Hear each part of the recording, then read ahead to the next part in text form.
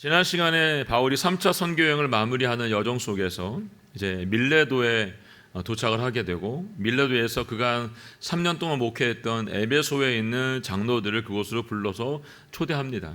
그리고 그곳에서 바울이 마지막 유언과도 같은 고별 설교를 남기게 되죠. 바울은 고별 설교를 하면서 다시는 자신을 보지 못할 것이라고 그들에게 이야기합니다. 자신이 이제 예루살렘에 가게 되면 그곳에서 어떤 일을 당할지, 무슨 일이 있을지를 알 수가 없다라고 얘기했죠. 자신이 방문했던 도시에서 그는 감옥에 가기도 했었고 고난을 당하기도 했었기 때문에 이 모든 일이 성령의 증언을 따라서 이루어졌다라고 말했습니다. 그리고 밀레도의 성도들에게, 에베소 장로들에게 작별 인사라고 떠나게 됩니다. 근데 이때 그들이 무릎을 꿇음으로 하나님께 자신들의 전 존재를 의탁하는 모습을 우리에게 보여줍니다. 그리고 서로를 위해서 중보하고 기도한 후에 바울을 껴안고 입맞추고 마지막 인사를 나누면서 배가 떠나는 모습이 지난주까지 말씀이었습니다. 오늘 본문은 그 말씀에 이어서 계속해서 보도록 하겠습니다. 1절부터 3절까지 말씀 함께 보겠습니다. 1절 3절 말씀 시작. 우리는 그들과 작별한 뒤 바다로 나가 배를 타고 곧장 고수로 갔습니다. 이튿날 우리는 로도에 이르렀고 그곳에서 또 바다라로 갔습니다. 우리는 페니키아로 건너가는 배를 만나 타고 가다가 키프로스 섬이 보이자 그 섬을 왼쪽에 두고 시리아로 향해서 두로에 배를 댔습니다. 곳에서 제의 짐을 풀기로 돼 있었기 때문입니다. 아멘. 네. 밀레도에서 이제 떠났던 이 바울이 이제 그러니까 고수를 가죠. 고수에서 이튿날 로도로 갔다가 바다라로 내려갑니다. 그리고 페니키아를 건너가는 배를 타서 저 지중해를 지나가면서 왼쪽에 지금 섬이 있는 키프로스 섬인데 그 섬을 끼고서 쳐다보면서 가는 거죠. 왼쪽에 끼어 있는 저 1차 전도 여행 때, 선교 여행 때 바울이 들렸던 장소입니다. 그것을 끼고서 돌아서 시리아를 거쳐서 예루살렘에 가기 위해서 지금 어디를 갔냐면 두로에 도착하게 됩니다. 이유는 오늘 보니까 배에 짐을 풀기로 되어 있다라고 말합니다. 만약에 두로에서 짐을 풀지 않았으면 더 밑으로 내려가면 바로 예루살렘에 도달할 수가 있는 거죠.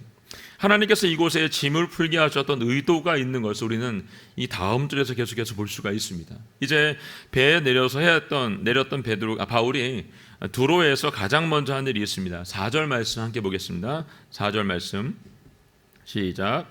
우리는 두로에서 제자들을 만나 그들과 함께 7일을 지냈습니다. 근데 성령의 감동으로 바울에게 예루살렘으로 올라가지 말라고 전했습니다. 아멘. 네. 두로에서 바울이 가장 먼저 한 것은 뭐냐면 그곳에 있는 제자들을 만났다라고 얘기하고 있습니다. 우리말 성경이 좀 만났다라고 번역이 되는데 다른 성경을 보면 찾아내어라고 번역이 되어 있습니다. 헬러어를 보면 아니론테스인데 수색하여서 발견했다라는 뜻을 가지고 있어요. 그냥 만난 게 아니고 여러분, 바울이 두로에 도착해서 제자들을 만나기 위해서 두루두루 찾은 겁니다. 약속이 되어 있지 않았기 때문에 수소문해서 그들을 만났다라고 얘기하고 있는 것이죠. 이들과 만난 바울이 그곳에서 일주일 동안의 시간을 머물면서 그들과 성도의 교제를 나눈 것을 볼 수 있습니다. 그리고 이때 하나님의 의도가 성령의 감동으로 그들에게 임하게 돼서 그 제자들이 말하는 것이죠. 예루살렘으로 올라가지 말라고 얘기를 한 겁니다. 이 말을 잘못 오해하면 바울을 존경하고 사랑했던 그들이 바울에게 예루살렘으로 가기로 결정한 것을 어떻게 해요? 중단하라고 만류하는 것처럼 보입니다. 그러나 그들은 그렇게 말한 게 아닙니다. 마치 베드로가 마태복음 16장 22절 말씀에서 예수님이 신안의 길을 가겠다고 하셨을 때 만류했던 것과 일맥상통하고 있는 것을 볼 수가 있습니다. 오히려 성령께서는 바울의 예루살렘 행이 고난의 길임을 재차 어떻게 해요? 확인시켜주기 위해서 지금 두로에 정박을 시킨 겁니다. 거기서 다시 한번 성령의 역사가 일어나고 그 말을 바울이 들은 거죠. 근데 바울은 이 말을 듣고도 조금도 동요하지 않고 있는 것을 우리에게 알려주고 있습니다. 자, 5절부터 6절 말씀 함께 볼까요? 시작. 그러나 날이 다 지나자 우리는 두로를 떠나 항해 길을 올랐습니다. 모든 제자들과 그 아내들과 자녀들이 도시 밖까지 따라 나와 우리를 전송해 주었습니다. 우리는 그곳 바닷가에서 무릎을 꿇고 기도했습니다. 서로 작별 인사를 나눈 뒤 우리는 배에 올랐고 그들은 집으로 돌아갔습니다. 아멘. 네. 두로에서의 일주일의 시간이 지나고 모든 제자들이 어떻게 했냐면 그의 아내들과 자녀들을 도시 밖까지 데리고 나와서 바울의 일행을 마지막까지 전송하고 있습니다. 그리고 밀레도에서처럼 그들이 무릎을 꿇고 기도드립니다. 두로의 제자들은 지금 자신의 온 정성, 자신의 모든 생애를 복음을 위해서 드리고 있는 바울의 이 믿음을 온 가족이 함께 보기 위해서 그곳에 모였습니다. 두로에는 이 말씀만 보아도 알 수 있는데 많은 믿는 자들이 있지 않았고 소수의 믿는 자들이 있었는데 그들 모두가 지금 바울을 전송하기에 나온 것을 볼 수 있습니다. 이들이 모이고 있는 가족 사랑과 이웃 사랑은 주님의 손에 이끌림을 받을 때에만 가능하다라고 하는 것을 우리에게 보여주고 있는 겁니다.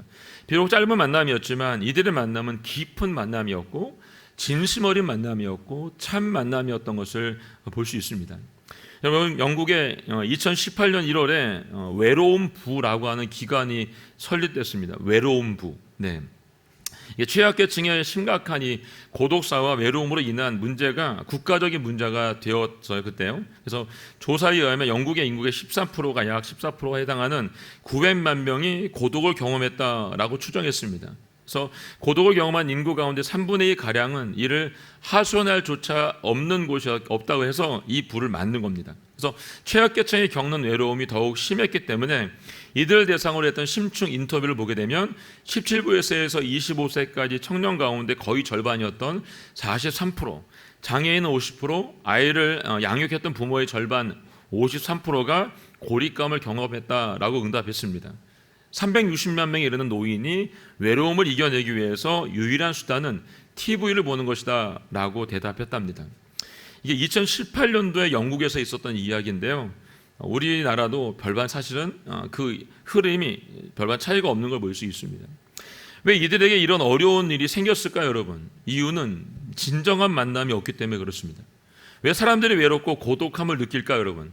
참 만남을 가지고 있기 때문에 그렇습니다, 여러분. 우리는 지난 한 주 많은 사람들을 만났습니다. 여러분들도 한 사람 한 사람을 직장에서든 학교에서든 또 교육을 하면서 이런 많은 만남들을 만났습니다. 여러분, 그 만남을 가지면서 어떠셨습니까? 즐겁고 기쁘셨습니까? 아니면 만나고 난 다음에도 외롭고 고독함을 느끼셨습니까? 언제나 혼자인 것처럼 느끼셨습니까, 여러분? 이유는 진실한 만남을 가지지 못했기 때문에 외롭고 혼자인 것처럼 고독감을 느끼게 되는 거죠. 가정이라고 다를까요, 여러분? 가정에서도 이런 고독과 외로움은 존재합니다. 내 삶을 나누어주고 내 생명을 나누어줄 수 있는 친구와 같은 관계가 없기 때문에 이런 어려움이 있는 겁니다. 남보다 못한 존재가 되고 있고 한 지붕에 있지만 남남인 것 같은 그런 만남들이 가정 안에서도 이루어지고 있는 것을 지금 우리가 살고 있는 시대 속에서 볼 수 있습니다. 그럼 교회는 어떨까요, 여러분? 교회도 여러분 별반 차이가 없습니다. 주일날 왔다 갔다 하며 예배만 드리고 있고 예배만 드리고 돌아가고 있는 성도들의 수가 점점점 많이 늘어나고 있습니다. 현실입니다, 이건. 이유는 어느 정도 선을 긋고 적당한 거리를 두고 사는 것이 편해졌기 때문에 그렇습니다. 코로나19 이후로 이게 더 확연해졌죠, 여러분. 그래서 모임에 가도 적당히 어떻게 해요? 손해보지 않는 범위 안에서 만납니다. 그리고 내 시간을 빼앗기지 않는 범위에서만 교제를 하려고 합니다. 그래서 우리가 손모임을 하거나 큐티 모임을 하거나 성경공 모임을 할 때 보면 이런 현상들이 있는 것들을 보게 됩니다. 그래서 저희 남양주는 되도록이면 줌으로 모임을 안 하려고 하고 있습니다. 되도록이면 다 만나서 하는 걸로 하려고 하고 있습니다. 여러분 꼭 기억하시면 좋겠습니다. 성령의 역사가 일어나기 위해서는 꼭 이런 관계가 회복이 될 필요가 있다는 것이죠, 여러분. 적당히 선을 긋고 시간을 빼앗기지 않겠다라고 하는 그런 교제는 여러분 더 이상 성령의 역사 일으킬 수 있는 교제가 아니라는 겁니다. 성령의 역사가 일어나는 것은 만남 이후의 관계가 잊혀지지 않는 것을 말합니다. 이렇게 만남이 이루어지면 여러분 부탁하지 않아도 그 사람이 나를 위해서, 내가 그 사람을 위해서 기도하게 되어 있습니다. 이것이 성령의 역사이고 영적인 관계로 나타나게 되는 거죠. 지금 우리에게는 이런 관계가 모두 필요하다고 생각합니다. 정말로 그리스도 안에서 관계가 이루어진다라고 한다면 손해볼 수 있어야 되는 게 맞죠. 손해보는 것이 재밌고 손해보는 것이 즐거워야 된다고 생각합니다. 그러나 대부분의 사람들은 자신의 이익을 챙기기 위해서 급급한 모습을 볼 수 있습니다. 여러분, 시간을 따지고 돈을 따지고 내 이익을 따지면서 만나는 이런 만남은 아무런 유익을 줄 수가 없습니다. 여러분, 우리가 해봐서 알잖아요, 여러분.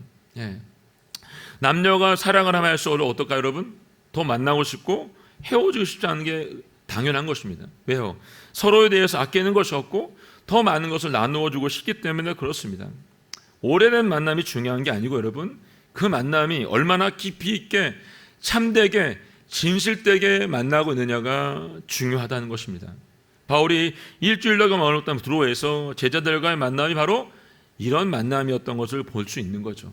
그래서 드로의 제자들은 자신의 처자식들까지도 다 데리고 와서 항구에서 지금 배를 타고 바울의 마지막을 전송하고 있는 모습을 이렇게 보여주고 있습니다. 드로의 제자들은 지금 주님의 이끄심에 전 생애를 송두리째 바치고 있는 바울, 그 복음을 위해서 죽겠다고 하고 있는 그 바울을 보면서 가족들과 함께 그 모습을 함께 공유하고 있는 것을 보게 됩니다. 자, 7절 말씀 함께 볼까요? 7절 말씀 시작. 우리는 두로에서부터 여행을 계속하다 돌레마이에 도착해 형제들에게 인사하고 그들과 함께 하루를 지냈습니다. 네. 바울이 두로를 떠나 배를 타고서 두로에서 남쪽, 아까 지도에서 봤던 남쪽 30km 지점에 돌레마이라고 하는 곳에 도착합니다. 이곳에서 바울은 어떻게 하냐면 형제들과 인사를 나누고 함께 하루를 보냈다라고 이렇게 써 있어요. 여기 인사하고라고 번역된 헬라어가 아서파사메노인데 이거는 영접하다, 환영하다, 포옹하다는 뜻을 가지고 있습니다. 그러니까 바울이 하루 동안 여기 머물렀는데 그냥 안부를 묻고 그냥 형식적인 만남을 가진 게 아니고 돌레마이에서 만난 형제들까지도 어떻게 해요? 진심으로 만났다는 것입니다. 하루라고 하는 짧은 시간이었지만 깊은 만남의 교제, 참 만남의 교제를 그들과 했다라고 하는 것을 알려주고 있습니다. 그러니까 바울이 선교 여행을 다녔던 모든 지역들마다 그는 그냥 짧은 만남이라 할지라도 그냥 만남이 없습니다. 하루였지만 그곳에서 누구를 만난다고 했다면 그는 진실된 만남으로 그들과 함께 교제했던 것을 얘기합니다. 바울은 이처럼 새로운 만남을 가질 때마다 주님이 주신 마음으로 최선을 다했다고 하는 것을 우리에게 보여주고 있는 거죠. 자, 8절부터 9절까지 말씀 읽겠습니다. 8절 9절 시작. 이튿날 길을 떠나 우리는 가이사라 이르러 7 사람 가운데 하나인 전도자 빌립의 집에 머물렀습니다. 그에게는 결혼하지 않은 4명의 딸이 있었는데 그들은 모두 예언하는 사람들이었습니다. 아멘. 네. 이튿날 되자 바울 일행이 또 돌레마이에서 또 남쪽으로 50에 60km 정도 떨어진 지점이었던 가이사라로 갑니다. 저는 1차 때 제가 이렇게 거꾸로 올라가는 거 보여드렸었는데 지금 내려와요. 네. 이 로마치아에서 유대 지방의 행정장관을 거주했던 이 정치적 수도가 여기입니다. 이 도시가 헤롯에 의해서 건설됐고요. 아우구스티누스를 높이기 위해서 가이사라라고 이름을 지어준 겁니다. 이곳은 바울이 선교 유연 중에 3번째로 방문했던 지역이기도 하고요. 가이사라에 도착한 바울 일행이 지금 짐을 풀었는데 어디에 풀었냐면 빌립 집사의 집에 짐을 풀었다라고 얘기합니다. 여러분 기억하시는지 모르겠지만 제가 사도행전 8장을 나눌 때 지도를 보여드리면서 빌립에 정착했던 여행지를 보여드리면서 마지막 정착지였던 가이사라를 보여드리면서 사도행전 21장에서 바울을 만나게 될 거라고 얘기했는데 혹시 기억하시나요?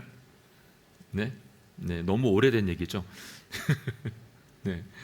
우리가 알고 있는 이 빌립은 여러분 사도행전 6장에서 예루살렘 교회가 최초로 선출했던 7명의 집사 중에 한 사람입니다. 근데 오늘 본문에 빌립을 누구라고 얘기하죠? 전도자 빌립이라고 부르고 있습니다. 이 말은 빌립이 가이사라에서 여전히 전도자의 삶을 살았다고 하는 걸 볼 수 있고 예수님의 직계 제자였던 사도 빌립과 구분하기 위해서 누가가 지금 전도자 빌립이라고 기록한 것입니다. 다만 이 바울과 빌립이 어떻게 이렇게 친근한 사이가 되었는지에 대한 얘기는 없습니다. 그러나 바울과 빌립이 처음 알게 되었을 때를 생각해보면 약 한 30년 전에 이들이 스쳐가듯이 만났을 수도 있습니다. 이때가 언제죠? 바울은 사울로 살면서 그리스인들을 체포하고 연행해서 투옥시키고 죽이는 일에 앞장섰던 그때 폭도였던 것을 볼 수 있습니다. 반면에 빌립은 최초의 7 집사 중에서 주님의 이끌림을 받았던 사람으로 사도행전 8장의 전체의 내용을 그의 기록으로 가득 기록하고 있는 주님 앞에 온전히 쓰임받았던 충성스러운 종이었던 것을 보게 됩니다. 완전 극과 극의 삶을 살았다는 거죠. 그런데 지금 이 두 사람이 이 복음이라고 하는 같은 목적으로 빌립의 집에서 만나고 있습니다. 그리고 이 집에서 빌립이 예언하는 4명의 딸들과 함께 살고 있다라고는 기록하죠. 이곳에서 또 한 번의 성령의 역사와 성령의 가르치심이 바울에게 임합니다. 10절부터 12절까지 말씀입니다. 함께 읽어볼까요? 시작. 그곳에서 여러 날을 지내는 가운데 아가보라는 예언자가 유대로부터 내려왔습니다.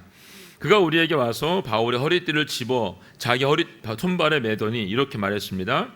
예루살렘의 유대 사람들이 이 허리띠 주인을 이렇게 동요매 이방 사람들에게 넘겨줄 것이라고 성령께서 말씀하십니다. 우리는 이 말을 듣고 그곳 사람들과 함께 바울에게 예루살렘에 오자 가지 말라고 간곡히 권했습니다. 아멘. 네. 바울이 빌립의 집에서 여러 날을 지내고 있을 때 그곳에 누가 오냐면 아가보라고 한 예언자가 방문합니다. 이 아가보가 누군가? 사도행전 11장 20절 28절에 보게 되면 예루살렘과 안디오로 내려와서 유대의 기근이 될 것이라고 예언을 했죠. 그때 이 예언이 AD 40년 로마의 황제 글라우디의 치하에 있을 때 일어났던 흉년이었는데 이것을 예언한 사람이 아가야였습니다. 이 아가야가 지금 빌립의 집에 방문해서 바울의 허리띠를 집어들고 어떻게 했냐면 자신의 손과 발을 매죠. 묶은 거죠. 그리고 이 허리띠의 주인을 예루살렘의 유대 사람들이 이렇게 동요매가지고 이방인들에게 넘겨줄 것이다 라고 예언을 했습니다. 그걸 누가 말했냐면 성령께서 이렇게 말씀하셨습니다 라고 아가보가 얘기합니다. 이 아가보를 통해서 빌립의 집에 모여있던 사람들이 바울에게 가서 뭐라고 말합니까? 예루살렘행이 핍박과 환란이 있기 때문에 그 길을 가면 안 된다라고 지금 얘기를 해주고 있습니다. 근데 이런 예언이 이미 이 앞에서 여러 차례에 걸쳐서 바울에게 계시되었던 걸 봅니다.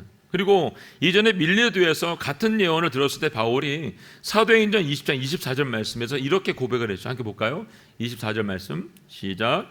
그러나 나는 내가 달려갈 길과 주 예수께서 내게 주신 사명 곧 하나님의 은혜의 복음을 증언하는 사명을 다 완성하기 위해서라면 내 생명을 조금도 귀한 것으로 여기지 않습니다. 아멘. 바울은 이미 자신의 길을 결정했어요. 네, 어떻게? 은혜의 복음을 전하는 증인의 사명을 멈추지 않겠다고 결정했습니다. 그리고 죽음이 자신을 막는다 할지라도 나는 그 길을 가겠다라고 고백하고 있습니다. 두로에서 지금 가이사랴에 있는 빌립보의 집에서도 성령을 받은 사람들이 얘기했습니다. 그리고 성령께서 말씀하신 대로 똑같은 예언을 지금 바울에게 해주고 있습니다. 왜 이렇게 반복적으로 똑같은 예언을 바울에게 주님은 들려주고 있을까요, 여러분? 여기서 한 가지 주목해 보고 싶은 게 있는데 그것은 성령께서 사람을 통해서 알려주고 있지만 바울에게 예루살렘을 가지 말라고 이야기하지 않으셨다는 겁니다. 예. 가지 마라고 얘기한 게 아니에요, 여러분. 사람들이 인간적인 마음에 성령께서 말씀을 하시니까 바울을 사랑하고 존경하는 마음에 그가 결박하고 환난을 겪게 될 것을 알고 있으니까 그 길을 가지 않기를 원했다는 겁니다. 그래서 성령께서는 가지 말라고 말씀하신 것이 아니라 바울이 그곳에 가서 겪어야 될 일이 무엇인지를 미리 알려주고 대비를 시켜주고 있는 것이죠. 예수님께서 겟세마네 동산에서 땀방울이 핏방울 될 때까지 간절히 기도했던 이유는 이 잔을 내게서 옮겨달라는 기도였습니다. 근데 주님은 내 원대로 마시고 아버지의 뜻대로 해달라고 기도했습니다. 왜죠, 여러분? 피할 수가 없기 때문에. 예. 누구도 이 길을 대신해 줄 수 없기 때문에. 자신이 가야 된다는 걸 너무나 잘 알고 있었습니다. 그리고 예수님께서는 알고 있었기 때문에 스스로 십자가의 길을 가신 겁니다. 그리고 우리의 죄를 대신 담당해 주신 것이죠. 자, 13절 말씀이기에 13절 말씀 시작. 그러자 바울이 대답했습니다. 왜 여러분은 울면서 내 마음을 아프게 합니까? 나는 주 예수의 이름을 위해 예루살렘에서 붙잡힐 것은 물론 죽을 각오도 돼 있습니다. 아멘. 지금 바울을 말리고 있는 사람들이 일반 성도가 아닙니다. 일반인들, 함께 했던 주변에 있는 사람들이 아니고 여러분, 바울과 지금까지 함께했던 이 복음의 현장 가운데 있었던 사람들, 누구보다 바울의 마음을 가장 잘 알고 있는 사람입니다. 그리고 빌립과 그 4명의 딸들, 예언자들도 바울을 잘 알고 있습니다. 빌립이 누굽니까, 여러분? 예, 이 앞전 젊을 때부터 가이사랴에 올 때까지 주님의 명령에 따라서 앞만 보고 달렸던 사람이 빌립이었습니다, 여러분. 근데 그도 지금 바울을 말리고 있습니다. 오늘 보니까 그냥 한 번 말린 게 아니고 12절 후반절에 보면 권했다라고 말하니, 이 권했다는 말은 파레칼로멘입니다. 이 미로 완령으로 썼죠. 밀레어로 썼다는 건 뭐예요? 반복해서 계속해서 뜯어 말린 거예요. 가지 말라고 하지 말라고 지금 바울에게 계속해서 반복해서 말하고 있는 것입니다. 이 말을 반복해 듣고 있던 바울이 13절에서 이렇게 말하잖아요. 왜 여러분은 울면서 내 마음을 아프게 합니까? 라고 얘기를 하고 있는 거예요. 여기서 아프게 합니까? 라는 헬라어 쉰드리프 톤테스는 두들겨 깨뜨린다, 산산이 깨다, 으깨다 라는 뜻을 가지고 있습니다. 바울의 마음이 어떤지 알겠죠, 여러분? 바울은 지금 예루살렘으로 올라가지 말라고 간절한 마음으로 눈물을 흘리는 동료들의 말을 들을 때 어때요, 여러분? 이 마음이 찢어지는, 으깨지는, 깨어지는 그런 고통을 느끼고 있다는 겁니다.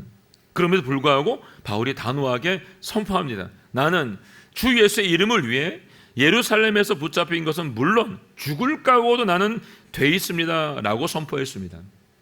이 선포는 자신을 다메섹 도상에서 만나주시고 불러주었던 예수 그리스도에 대한 믿음이고 굳은 결심입니다. 그런데 자신의 앞을 맡고 있는 이들이 자신이 이 일을 해야 된다는 걸 누구보다 잘 알고 있음에도 불구하고 그에게 가지 말라고 하니까 지금 바울이 이 바울 일행과 빌립 가정에 질타를 하고 있는 것을 얘기합니다. 바울은 이 길을 자신이 꼭 가야 하는 길임을 성령의 감동을 받는 사람들을 통해서 제자들에게 지금 확인받고 있는 겁니다. 네가 가야 되는 길은 이 길이야 라고 성령이 확인을 시켜주고 있는 겁니다. 예루살렘을 가야 하고 로마도 가야 하는 것, 그것이 너의 소명이다 라고 계속해서 알려주고 있습니다. 바울이 만약 예루살렘을 가지 않겠다라고 마음을 먹으면 안 갈 수 있습니다. 자신의 선택이죠. 그러나 그리스도 예수께서 부르신 이 부르심에 순종하기 위해서 그는 결정한 것입니다. 사랑하는 여러분, 우리의 삶에도 이런 일이 일어나기를 기도해 봅니다. 우리가 교회를 다니고 그리스도인으로 구원을 받은 백성이 되었다라고 한다면 여러분, 이제 우리의 삶은 저 세상에 있던 저 문밖에 있던 삶이 아닙니다. 우리의 삶은 그냥 그대로 시간이 가는 대로 세상의 사람들이 살아가는 대로 그렇게 살라고 주어진 삶이 아니라고 하는 것을 꼭 기억하시기 바랍니다.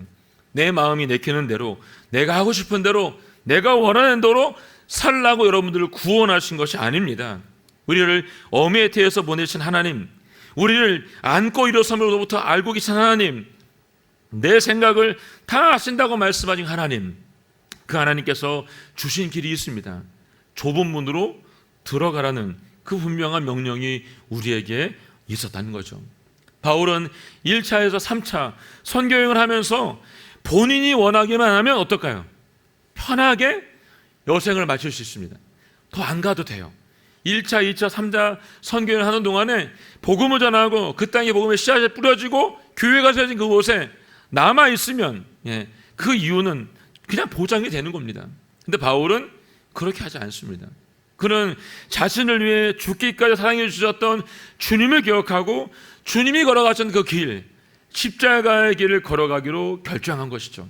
오직 주 예수의 이름을 위해 살기로 결정한 것입니다. 이 길이 살 길이라고 하는 것을 바울은 너무나 잘 알고 있었기 때문에 그가 썼던 서신서 곳곳에서 자신은 주 예수를 얻기 위해서 이렇게 달려가고 있다라고 분명히 말씀해 주었던 겁니다.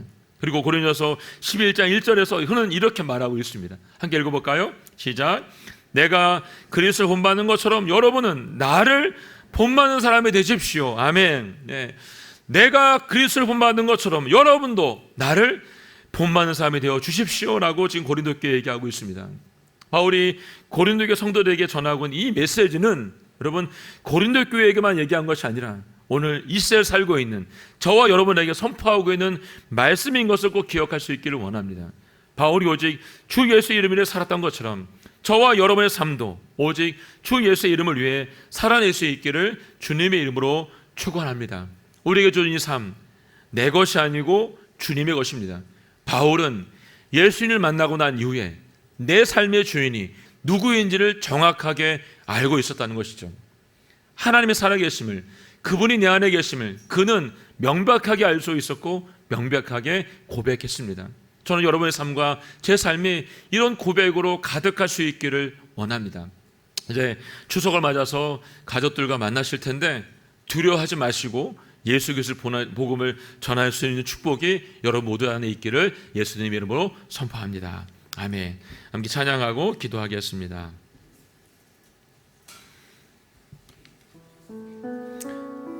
오늘 찬양은 내 마음에 주를 향한 사랑이 나의 말에 주가 주신 진리로 나의 눈에 주의 눈물을 채워주시고, 내 입술에 찬양의 향기가 두 손에는 주를 닮은 섬김이 나의 삶에 오직 주의 흔적만 남게 해주십시오. 이 찬양 주님께 함께 기도하겠습니다.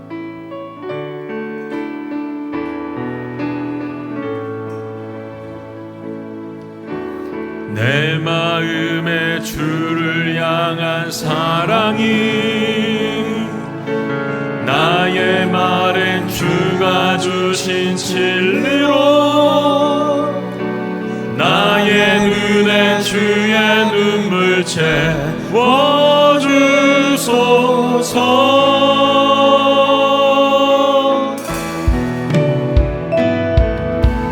내 입술에 찬양의 향기가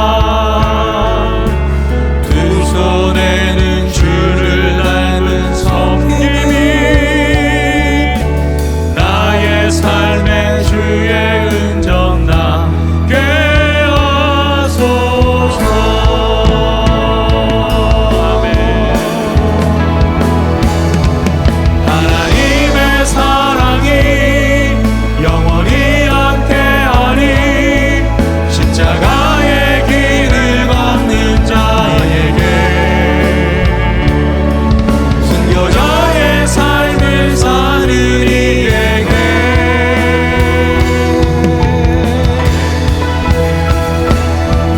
조롱하는 소리와 세상 유혹 속에도 주의 순결한 신부가 되리라. 내 생명 주님께 드리리. 내 마음에 주를 향한 사랑이 내 마음에 주를 향한 사랑이 나의 말엔 주가 주신 진리로 나의 눈에 주의 눈물 채워주소서.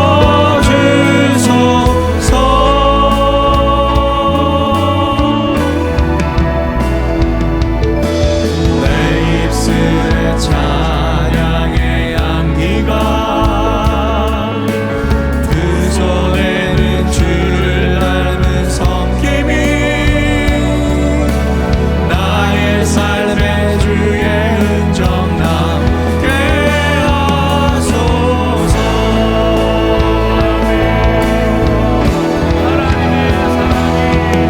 하나님의 사랑이 영원히 함께하리. 십자가의 길을 걷는 자에게 순교자의 삶을 사는 이에게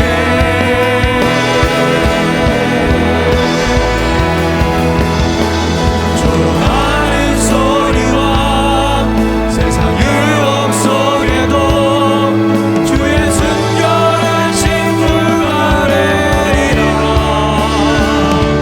내 생명 주님께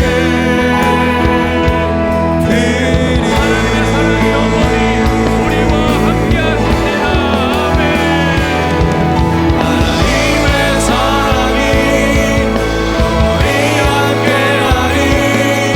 십자가의 길을 걷는 자에게 순교자의 삶을 사는 이에게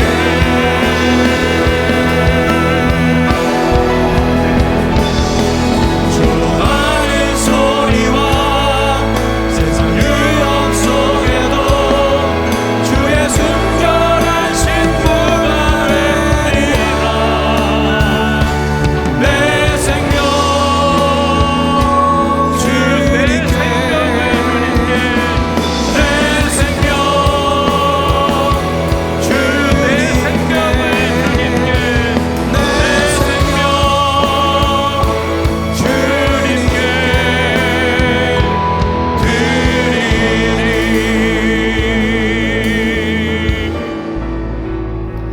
하나님 아버지, 오늘 바울의 말을 듣습니다. 왜 여러분은 울면서 내 마음을 아프게 합니까? 나는 주 예수의 이름을 위해 예루살렘에서 붙잡힐 것은 물론 죽을 각오도 돼 있습니다. 하나님 아버지, 우리의 삶에 주어진 주님의 부르심은 무엇입니까? 하나님 아버지, 그 부르심 가운데 순종한 역사가 우리 안에 있기를 간절히 소원합니다. 오늘 바울이 고백한 것처럼 주 예수의 이름을 위해서 살아가는 저희 모두가 되게 하여 주시옵소서.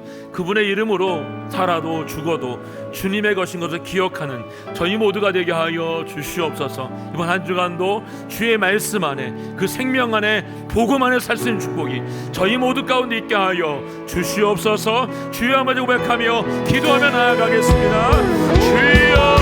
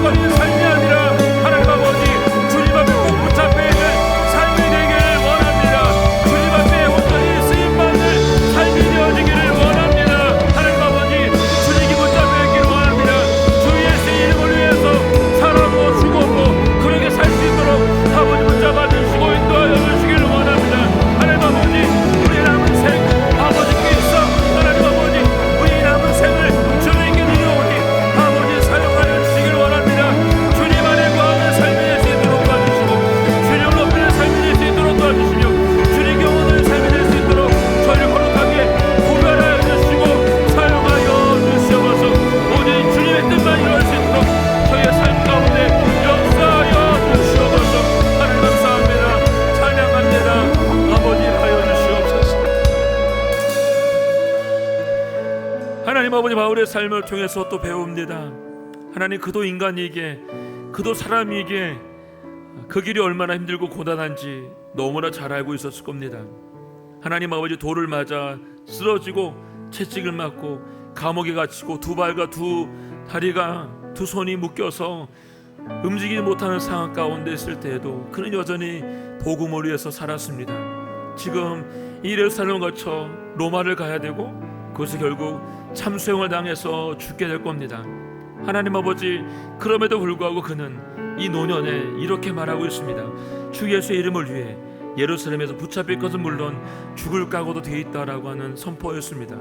하나님 아버지, 우리의 삶을 돌아보기를 원합니다. 내가 구원받은 자처럼 살기를 원합니다. 그리스도인으로 살기를 원합니다. 예수님 만난 자로 살기를 원합니다. 하나님 아버지, 그냥 되어진 대로, 시간이 주어지는 대로, 세상이 흘러가는 대로 사는 것이 아니라 하나님께서 말씀하신 대로, 부르신 대로 살아낼 수 있도록 도와주시기를 원합니다. 내 것을 조금도 내 것으로 여기지 말게 하시고 하나님의 신 모든 것들이 주님의 것이오니 하나님 아버지, 저희를 마음껏 사용하시고 인도해 주시기를 간절히 소원합니다. 하나님 아버지, 또 추석 명절을 맞았습니다. 가족들이 함께 모여 또 대화하고 나누는 시간들이 있을 겁니다. 하나님 아버지, 그곳에 성령께서 함께 주셔서 그들이 입술 벌려 예수님 증거할 때에 부모님들 안에, 형제자매 안에, 자녀들 안에 예수의 향기가 나타날 수 있도록 도와 주시옵소서. 일행하실 주님 이름을 찬양하며 감사드리며 예수님 이름을 축복하며 기도하였습니다. 아멘.